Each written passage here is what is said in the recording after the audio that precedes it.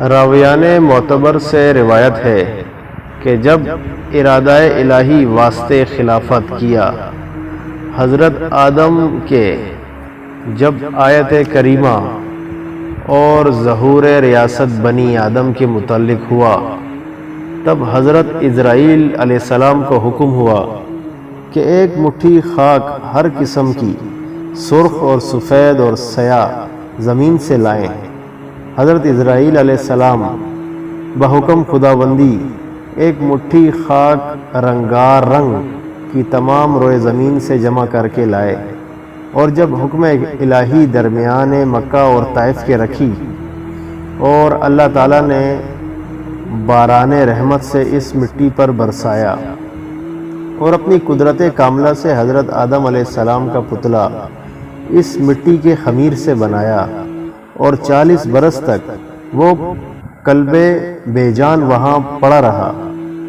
جب اللہ تعالیٰ نے چاہا کہ ستارہ اقبال حضرت آدم علیہ السلام کا روشن اور مرتبہ شرافت بنی آدم کا تمام مخلوق پر ظاہر ہو، تو روح پاک کو حکم صادر ہوا کہ بدن آدم میں داخل ہو جاؤ، لیکن روح لطیف نے خاک کثیف میں داخل ہونے سے انکار کیا۔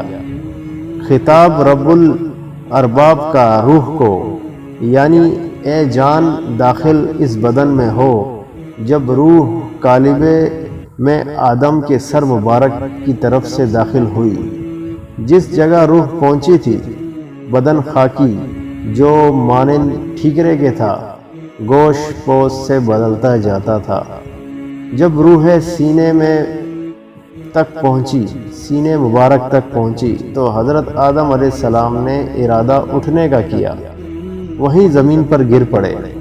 اس واسطے حق تعالیٰ نے قرآن شریف میں فرمایا، یعنی اے انسان جلد باز، اور اسی حالت میں حضرت آدم علیہ السلام نے چھینکا اور الہام الہی سے کہا الحمدللہ۔ اس کریم رحیم نے اسی رحمت سے فرمایا یا رحمک اللہ۔ سب سے اول جلوہ رحمت الہی کا شامل حال حضرت آدم علیہ السلام کے ہوا، اور بھید کا ان کے طفیل سے نصیب بنی آدم کے ہوا۔ بعد اس کے ایک فرشتہ جب حکم الہی کے ایک جوڑا مرثا فوراً بہشت سے لایا اور حضرت آدم علیہ السلام کو ساتھ تشریف خلت الہی سے مشرف کیا اور تخت عزت اور عظمت پر بٹھایا۔ روایت ہے کہ فرشتے ابتدائی پیدائش آدم سے آپس میں کہتے تھے کہ جس کو اللہ تعالیٰ خاک سے پیدا کر کے مسند خلافت پر بٹھائے گا تو وہ ہم سے اللہ کے نزدیک زیادہ عزیز نہ ہوگا، اور ہم جو بارگاہ علام الغیوب میں دن رات رہتے ہیں علم ہمارا اس سے زیادہ ہوگا۔ حق تعالیٰ نے جب تمام چیزوں کے نام حضرت آدم کو الہام کر کے حکم کیا فرشتوں سے ان چیزوں کے نام پوچھو، جب حضرت آدم علیہ السلام نے فرشتوں سے پوچھا یعنی خبر دو میرے تئیں ان چیزوں کے نام سے اگر تم سچے ہو، تب فرشتے جواب سے عاجز ہوئے اور اپنے قصور کے متعرف ہو کر بولے، یعنی پاک ہے تو اور انہیں علم ہمارے تئیں مگر جو تو نے سکھایا ہم کو، اور جو عالم اور دانا ہے۔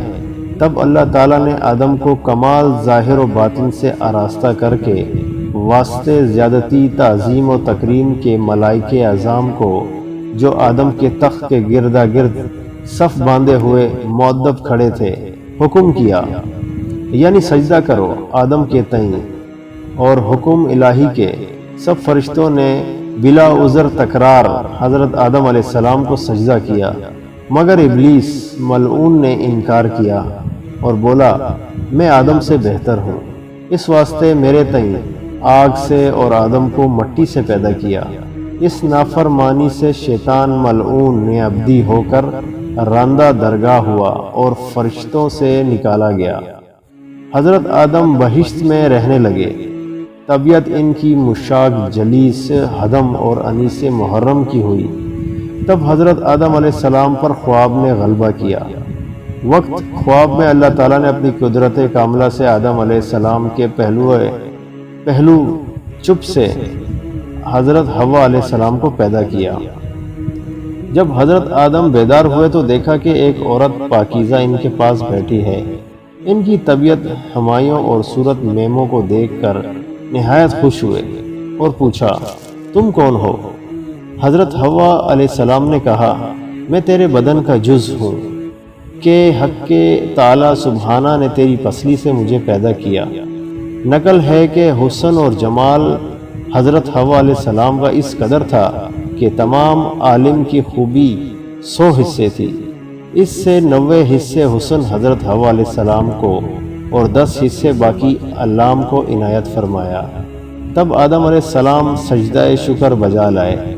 جناب الہی نے ان کا عقد و روبرو حاملان عرش اور ساکنان سمود کے باندھا اور دونوں کو حکم ہوا کہ اے آدم علیہ السلام اور حوا علیہ السلام، تم دونوں اس بہشت میں رہو، سب میوے اس بہشت سے کھاؤ، مگر اس درخت کے قریب مت جانا، یعنی گھیوں کے درخت میں سے کچھ مت کھانا۔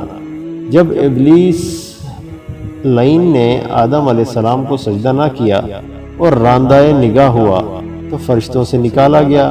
اس سبب سے آتش کینہ اور حسد کے باطن میں شعلے مارتی تھی، اور وہ ہمیشہ سے اس تدبیر میں رہتا تھا کہ کسی صورت اس بہشت میں بیٹھے ہوئے آدم کو وہاں سے نکالے۔ پہلے تو طاؤس سے دوستی کی کہ میری دوستی کے حق میں تیرے اوپر ثابت ہے، اور پہلے ہم تم ایک مکان میں رہتے تھے، یہ التماس ہے تجھ سے کہ مجھ کو اپنے بازو پر بٹھا کر بہشت میں پہنچا دے کہ میں اپنے دشمن سے بدلہ لے سکوں۔ طاؤس نے اس بات سے انکار کیا اور کہا کہ یہ بات سانپ سے کہو۔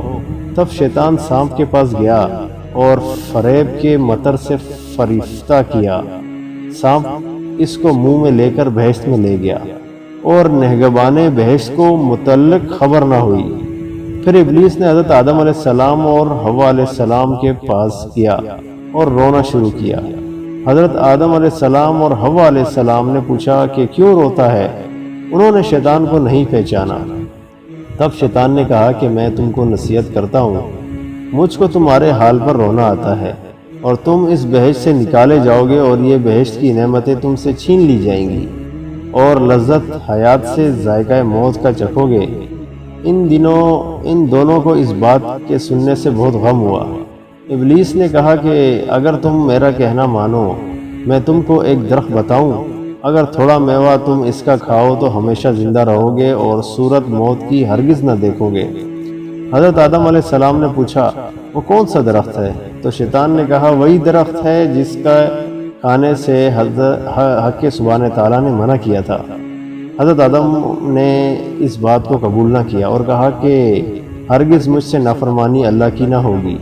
جب شیطان نے قسم کھائی کہ میں تمہارا خیر خواہ ہوں، بعد اس کے حضرت آدم علیہ السلام اٹھ کر چلے گئے، اور شیطان نے حضرت حوا علیہ السلام کی خدمت میں جا کر اسی طرح ان کے دل میں وسوسے ڈالے، اور سانپ نے شیطان کے کہنے پر گواہی دی۔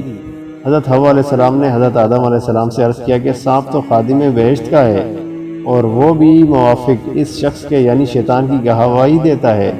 اب تو میں پہلے اس درخت کا پھل کھاتی ہوں، اگر کچھ خلل ہوا تو میرے واسطے خدا سے معافی مانگنا، نہیں تو ہم دونوں تمام عمر بہشت کی نعمتیں چین سے کھایا کریں گے۔